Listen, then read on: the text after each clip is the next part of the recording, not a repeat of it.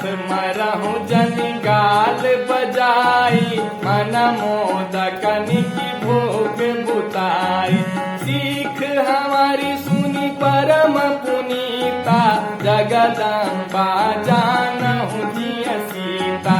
जगत पिता रघुपति बिचारी, भरी लोचन छवि लेहु निहारी। सुंदर सुखद सकल गुण राशि, ए दो बंधु सांभूर बासी। गाल बजाकर व्यर्थ ही मत मरो, मन के लड्डुओं से भी कहीं भूख बुझती है। हमारी परम पवित्र निष्कपट सीख को सुनकर सीता जी को अपने जी में साक्षात जगत जननी समझो। उन्हें पत्नी रूप में पाने की आशा एवं लालसा छोड़ दो और श्री रघुनाथ जी को जगत का पिता परमेश्वर विचार कर नेत्र भर कर उनकी छवि देख लो। ऐसा अवसर बार बार नहीं मिलेगा। सुंदर सुख देने वाले और समस्त गुणों की राशि ये दोनों भाई शिव के हृदय में बसने वाले हैं। स्वयं शिव जी भी जिन्हें सदा हृदय में छिपाए रखते हैं, वे तुम्हारे नेत्रों के सामने आ गए हैं। सुधा समुद्र समीप बिहाई, मृग जलु निरखी मरहु कत धाई। करहु जाई जा कहूँ जोई भाबा, हम तो आज जन्म भलु पाबा। हस कहीं भले भूप अनुरागे, रूप अनूप बिलोकन लागे। देखहि सुर नभ चढ़े विमाना, बरसहि सुमन करहि कल गाना। समीप आए हुए अमृत के समुद्र को छोड़कर तुम मृग जल को देखकर दौड़ क्यों मारते हो? फिर जिसको जो अच्छा लगे वही जाकर करो। हमने तो श्री रामचंद्र जी के दर्शन करके आज जन्म लेने का फल पा लिया, जीवन और जन्म को सफल कर लिया। ऐसा कहकर अच्छे राजा प्रेम मग्न होकर श्री राम जी का अनुपम रूप देखने लगे।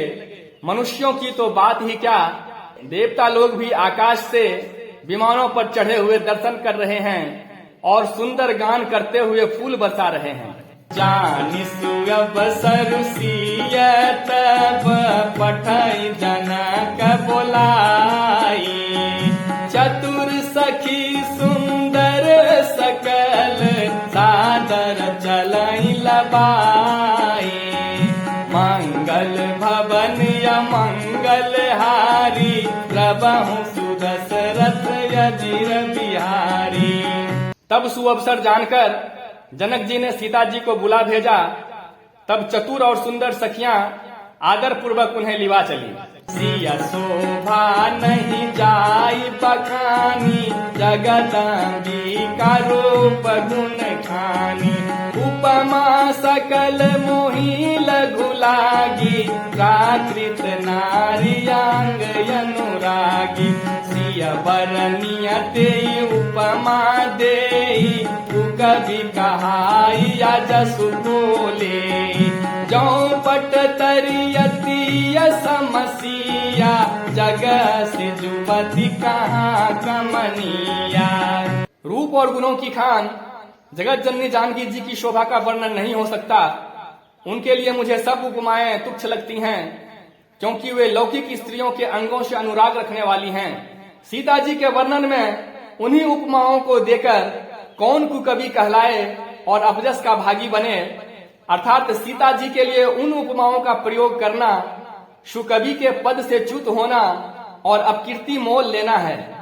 कोई भी सुकवि ऐसी नादानी एवं अनुचित कार्य नहीं करेगा। यदि किसी स्त्री के साथ सीता जी की तुलना की जाए तो जगत में ऐसी सुंदर युवती है ही कहाँ जिसकी उपमा उन्हें दी जाए। हीरा मुखर तन यरध भवानी, रति अति दुखित यतनु पति जानी। विष बारुनि बंधु प्रिय जेहि, कही रमा सम किमि भई देहि। जौं छवि सुधा पयो निधि होई, परम रूप मन कछपु सोई। शोभा रजु मंदरु सिंगारू, मथै पानी पंकज निज मारू। पृथ्वी की स्त्रियों की तो बात ही क्या, देवताओं की स्त्रियों को भी यदि देखा जाए तो हमारी अपेक्षा कहीं अधिक दिव्य और सुंदर है। तो उनमें सरस्वती तो बहुत ही बोलने वाली हैं। पार्वती अर्धांगिनी अर्थात अर्धनारी नटेश्वर के रूप में उनका आधा ही अंग स्त्री का है, शेष आधा अंग पुरुष शिवजी का है।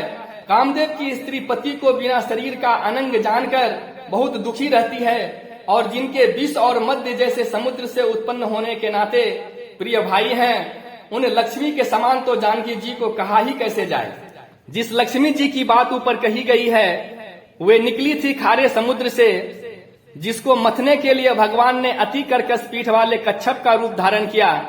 रस्सी बनाई गई महान विषधर वासुकी नाग की, मथानी का कार्य किया अतिशय कठोर मंदराचल पर्वत ने और उसे मथा सारे देवताओं और दैत्यों ने मिलकर। जिन लक्ष्मी को अतिशय शोभा की खान और अनुपम सुंदरी कहते हैं, उनको प्रकट करने में हेतु बने ये सब असुंदर एवं स्वाभाविक ही कठोर उपकरण, ऐसे उपकरणों से प्रकट हुई लक्ष्मी श्री जानकी जी की क्षमता को कैसे पा सकती है। हाँ, इसके विपरीत यदि छवि रूपी अमृत का समुद्र हो, परम रूप में कच्छप हो, शोभा रूप रस्सी हो, श्रृंगार रस पर्वत हो और उस छवि के समुद्र को स्वयं कामदेव अपने ही कर कमलों से मथे। एही विधि उपजय लच्छी जब सुंदरता सुख मोल, तदपि सकोच समेत कभी कहीं सिय समतुल। मंगल भवन या मंगल हारी, प्रभु सुदशरथ अजिर बिहारी। मंगल भवन या मंगल हारी, प्रभु सुदशरथ अजिर बिहारी।